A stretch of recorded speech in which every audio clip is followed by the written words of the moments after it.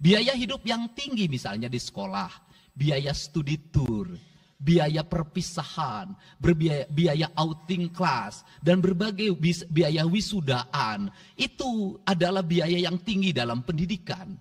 Untuk itu, apa yang dilakukan oleh orang tua ketika membelanjakan untuk kepentingan itu? Mereka pinjam bank emok, mereka pinjam bank keliling, mereka pinjam bank pinjol, mereka pinjam NBK, dan mereka pinjam bank Pancasila.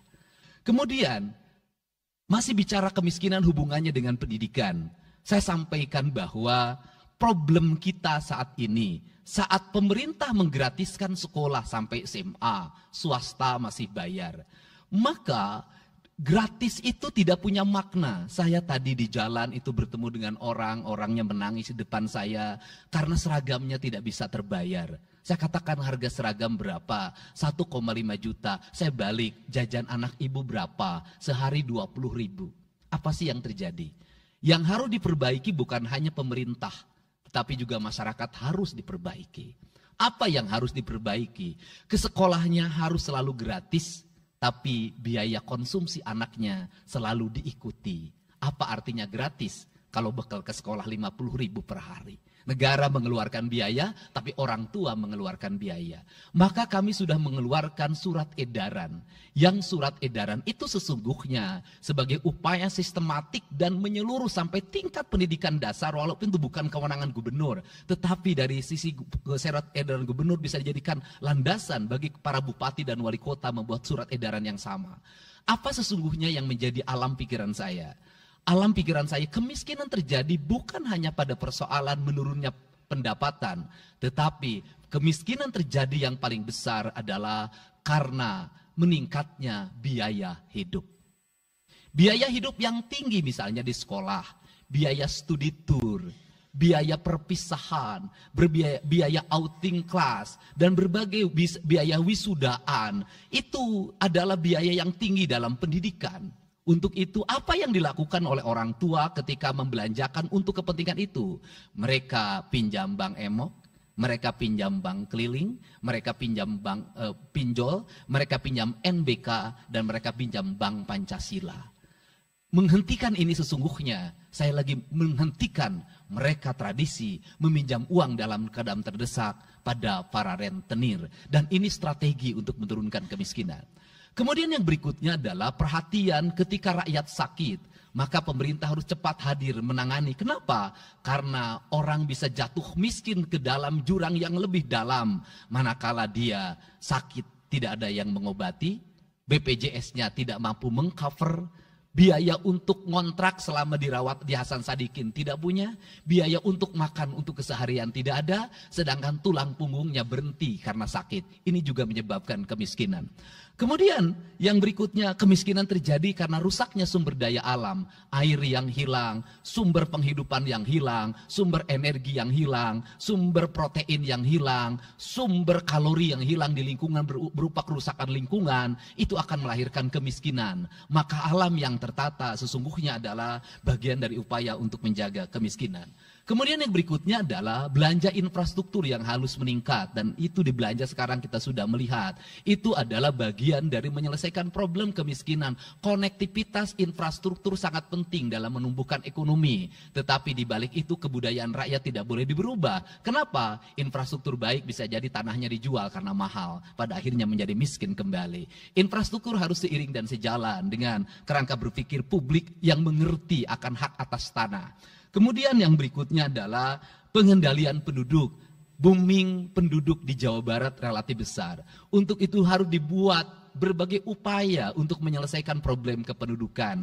Saya berkali-kali bercerita bagaimana di Majalengka saya bertemu dengan sebuah keluarga yang tinggal di kontrakan, yang ayah dan ibunya tidur ketika jam 11 siang dan anak-anaknya berjualan di alun-alun. Jumlah anaknya 11, dan ketika saya berkunjung ke tempat kontrakannya sudah hamil lagi yang ke-12. Ini problem. Dan itu saya kemudian di Cirebon, saya berkunjung pada sebuah rumah yang listriknya baru dinyalakan lewat program Provinsi Jawa Barat. Rumahnya itu ternyata anaknya sudah 4. Padahal dia baru saja menyelesaikan rumah dari pinjaman senilai 25 juta. Dan itu pun belum selesai dan rumahnya 1 kamar. Ketika keluar dari rumah itu saya bertemu dengan seorang bapak yang meminta kepada saya untuk ber-KB, anaknya sudah 7. Dia tak mau lagi untuk anak yang ke-8. Saya katakan bahwa jumlah anak sangat identik dengan problem kemiskinan. Betul, kemiskinan tidak akan bisa diselesaikan dengan hanya mengatur kelahiran, tetapi setidaknya pengaturan kelahiran adalah bagian dari untuk menekan angka kemiskinan.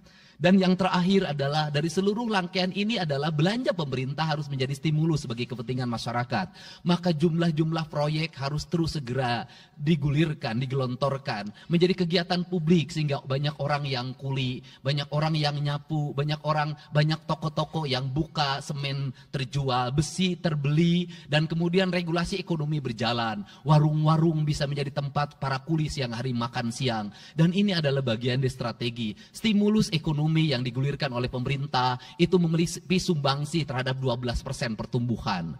Dan yang terakhir adalah investasi. Investasi itu modalnya ada 3. Yang pertama adalah konektivitas infrastruktur, ketersediaan jaringan air bersih. Kita jujur hari ini saya sampaikan ke DPRD, banyak perusahaan-perusahaan yang masih menggunakan air bawah tanah tapi tidak berizin. Bayar pajak tidak, jalan terus. Karena kalau dihentikan mereka pabriknya berhenti. Setelah itu apa? Mereka menjadi objek pemerasan beberapa pihak dalam setiap bulan karena dianggap melanggar perda. Tetapi kalau juga mereka dihentikan, maka pabrik itu berhenti. Dilema itu harus segera diselesaikan. Caranya bagaimana? Caranya adalah pemerintah provinsi melalui Bapeda hari ini harus segera merancang daerah-daerah yang menjadi kawasan industri harus dibangun fasilitas infrastruktur jaringan air bersih dalam bentuk investasi pemerintah sehingga nanti dikoneksikan dengan PAM-PAM atau PDAM di setiap kabupaten kota secara terkoneksi. Dan ini jalan bagi kita menyelamatkan lingkungan dan menorong pertumbuhan PDAM di setiap kabupaten kota. Karena apa? Karena angka pembayaran yang dilakukan oleh industri jauh lebih baik dibanding angka rumah tangga dan angka-angka layanan sosial lainnya.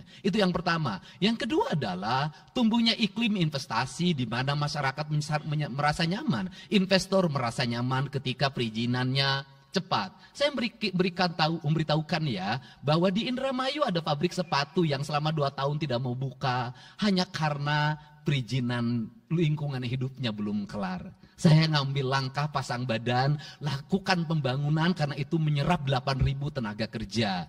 Kemudian di Cirebon juga seperti itu, banyak perizinan yang menggantung bertahun-tahun. Hari ini saya janjikan dalam 1 bulan ini seluruh perizinan di Jawa Barat tuntas dan selesai. Dan saya meminta kepala BPM TSP menjadi VR pemerintah Provinsi Jawa Barat untuk senantiasa tiap hari melihat data dan dokumen di setiap kabupaten kota. Mana yang terlambat, mana yang mengalami hambatan. Kemudian yang berikutnya adalah kenyamanan dalam berusaha. Kenyamanan dalam berusaha adalah keterangan para investor dan lingkungan masyarakat terhadap berbagai aksi gangguan dari orang yang mengatasnamakan diri preman. Untuk itu hari ini kita cukup bersyukur di Jawa Barat, peristiwa ini sudah hampir tidak ada. Kapolda kalau dengar ada preman, hari ini turun termasuk ke Garut, dengar ada preman, Kapolda turun. Ini semua stakeholder sudah bergerak dengan baik, layanan investasi sudah berjalan dengan baik, tinggal satu lagi hambatan investasi adalah masyarakat menaikkan harga tanahnya luar biasa. Kasus BYD, kenapa mengalami hambatan sekitar 20 hektar, masih belum terbebaskan?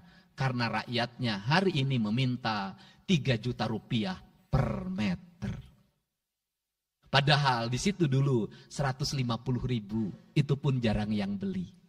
Ini problem kita. Apa peran gubernur saya sampaikan? Peran gubernur bukan hanya mendorong bagaimana investasi berjalan melalui mekanisme administratif. Saya sampai turun untuk mijitin orang yang jual agar mau jual. Dan sudah ada beberapa yang berhasil saya rayu, saya dekati dengan harga. Itu pun tidak terlalu rendah, harganya 1,1 juta. Itu sudah paling murah. Ini yang terjadi di Jawa Barat hari ini. Tidak mudah mengelola sebuah wilayah yang begitu luas, tidak mudah mengelola sebuah daerah yang kabupaten kotanya sudah otonom, diperlukan pendekatan-pendekatan seorang ayah pada anak-anaknya. Sehingga hari ini saya di Provinsi Jawa Barat, saya tidak memposisikan gubernur, saya kadang memposisikan menjadi ketua RT, saya kadang memposisikan menjadi ketua RW, saya kadang memposisikan menjadi kepala desa. Kenapa? Karena warga ini perlu disentuh dengan pendekatan emosional yang kebapaan, bukan pendekatan struktural. Untuk itu saya yakin bahwa forum ini adalah forum kebahagiaan bagi kita semua. Kita sudah bisa menyelesaikan 2 agenda besar. Semoga ini menjadi kado terindah bagi masyarakat Jawa Barat. Insya Allah kami akan menjalankan pemerintahan dengan baik. Apa yang kami susun, apa yang kami rancang, dan apa yang kami kerjakan adalah semuanya kami dedikasikan untuk kepentingan masyarakat Jawa Barat. Yang terakhir kami sampaikan juga bahwa kami kemarin sudah melapas 273 anak-anak yang mengikuti pendidikan di Dodi Krindam 3 Siliwangi. Hasilnya bisa dilihat secara terbuka di berbagai tayangan. Air mata tidak akan bisa membohongi kejujuran rakyat dan anak-anak itu. Dan saya sampaikan, hari ini ada 13 orang anak yang tinggal di rumah dinas gubernur. Pada saat yang lain orang tuanya datang menjemputnya, dia menangis. Tak ada satupun orang tuanya yang datang. Seorang menjadi anak yang terbuang. Dan akhirnya saya memutuskan mereka untuk sekolah di Bandung dan tinggal bersama gubernur Jawa Barat. Ini cara kita menyelesaikan. Saya ucapkan terima kasih pada semuanya, semoga kebahagiaan menyertai kita semua. Dan saya yakin setelah kegiatan ini, kita akan walk out secara bersama-sama.